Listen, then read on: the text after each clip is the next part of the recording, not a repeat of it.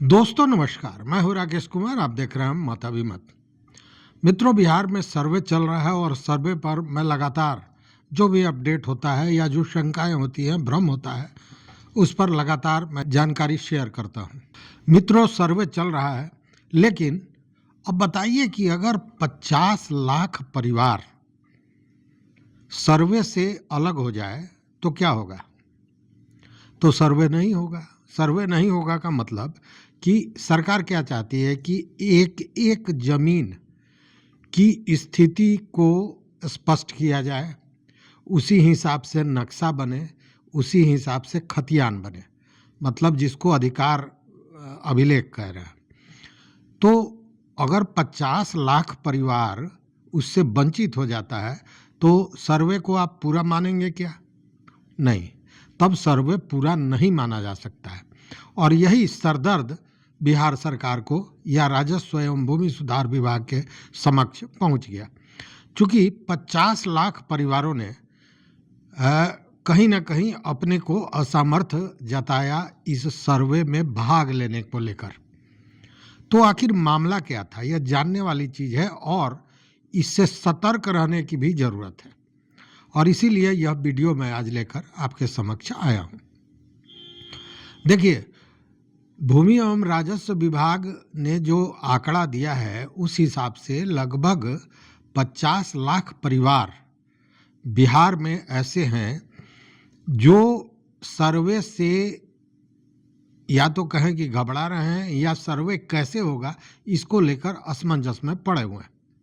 और उसका कारण यह है कि वर्षों से, कई पुश्त से उनके जमीन का, उनकी संपत्ति का बंटवारा नहीं हुआ है। अब उस स्थिति में वो क्या करें, कैसे सर्वे करावें, इसको लेकर एक भ्रम था और लोगों ने इसको लेकर, कई हजारों लोगों ने इसको लेकर भूमि एवं राजस्व विभाग को पत्र भी लिखा। अब मैं बार बार कहता हूं कि जैसे देखिए, सरकार या विभाग हर हाल में सर्वे कराना चाहती है, तो उसके लिए जो जो परेशानियां, व्यवहारिक परेशानियां आती हैं, उसके निस्तारण के लिए, उसके समाधान के लिए बार बार निर्देश दिया जा रहा है, बार बार नियमों को परिवर्तित किया जा रहा है, बदला जा रहा है और उस हिसाब से सर्वे को आसान बनाने का प्रयास किया जा रहा है। अब ये 50 लाख परिवार का मामला था, तो स्वाभाविक है कि बेचैनी तो राजस्व विभाग, राजस्व एवं भूमि सुधार विभाग को भी थी। तो इसके लिए फिर एक नया फैसला, एक नया निर्देश जारी हुआ और वह यह हुआ कि जो परिवार का बंटवारा नहीं हुआ है उनका भी सर्वे किया जाएगा और एक एक जमीन के स्थिति को स्पष्ट किया जाएगा कि जमीन की क्या स्थिति है। अब उन लोगों का सर्वे कैसे होगा, चूंकि बंटवारा तो हुआ नहीं है, तो वैसी स्थिति में कहा गया है कि उनका संयुक्त रूप से सर्वे होगा, संयुक्त रूप से खाता खुलेगा, मतलब कि पूरे परिजनों का संयुक्त रूप से खाता खुलेगा और उसका आधार बनेगा वंशावली।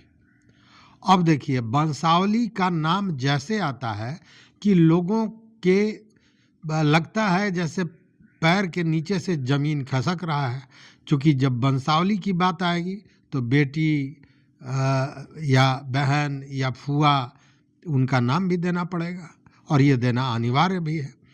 तो उस स्थिति में यह भी कहीं ना कहीं परेशानी का सबब बना हुआ है लाखों लोगों के लिए। तो इसके लिए सरकार ने कहा कि जो सरकारी अमीन होंगे वह घर घर जाएंगे और घर घर जाकर स्थिति को देखेंगे, लोगों को समझाएंगे और उनको संयुक्त खाता खोलने या संयुक्त रूप से सर्वे कराने की बात समझाएंगे और इसको अमल में लाएंगे। मतलब कि वैसे लोगों का खाता संयुक्त रूप से खुलेगा। लेकिन यहाँ एक चीज बड़ा गौर करने वाली बात है। देखिए, जमीनी विवाद जो है उसको समाप्त करने के लिए यह चीजें की गई थी, लेकिन अब है क्या कि जब फिर संयुक्त रूप से खाता खुल जाएगा तो निश्चित रूप से जमीनी विवाद बरकरार रहेगा, वो समाप्त नहीं होगा। चूंकि जमीनी विवाद केवल बाहरी लोगों से नहीं है, मैक्सिमम जमीनी विवाद अपने पट्टीदारों से, अपने हिस्सेदारों से ही होता है।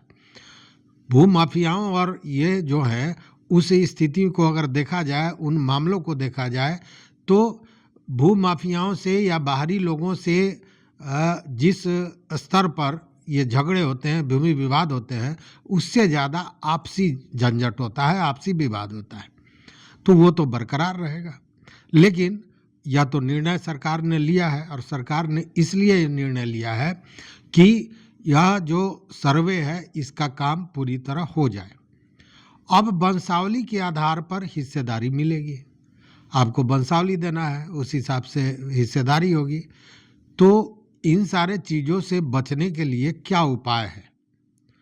तो इसका उपाय मैं पहले भी बता चुका हूँ, वीडियो में मैंने पहले भी इस पर बृहद चर्चा की है। और वो क्या कि सबसे बेहतर यह है कि ठीक है, हिस्सेदारी नहीं हुई, बंटवारा नहीं हुआ, लेकिन अब तो समय है, अब तो आँख खोलिए, अब तो बंटवारा कर लीजिए।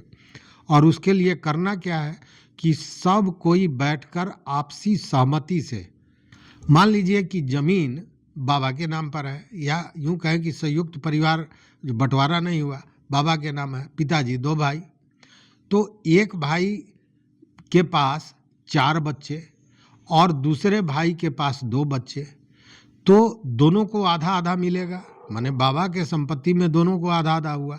अब उसमें एक आधे में 2 भाई हैं तो आधे का आधा आधा हो जाएगा, जबकि चाचा के 4 लड़के हैं तो आधा जो जमीन बाबा का हिस्सा उनको मिला उसमें 4 भाग होगा, तो उनका कम होगा, इनका ज़्यादा होगा, स्वाभाविक है।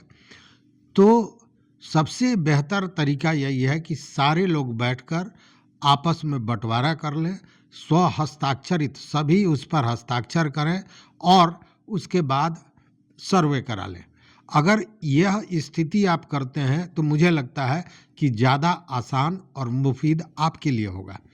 नहीं तो आप जानते हैं कि पहले भी अगर आपने बंटवारा किया है, रजिस्टर्ड बंटवारा नहीं, मतलब बैठ के जो आपस में लिखा पढ़ी करके बंटवारा करते हैं, पारिवारिक बंटवारा, वो आपने किया है, वो हो चुका है। लेकिन आज भी अगर उसमें से कोई हिस्सेदार उसका विरोध कर देता है तो उस स्थिति में क्या होगा? संयुक्त खाता खुलेगा।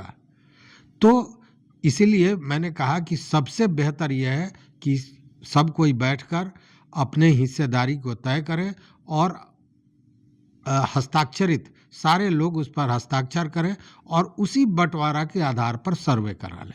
अन्यथा सर्वे तो होना है और तब संयुक्त रूप से वो खाता खुलेगा। इसलिए मुझे लगता है कि इससे बेहतर कोई दूसरा तरीका हो नहीं सकता है।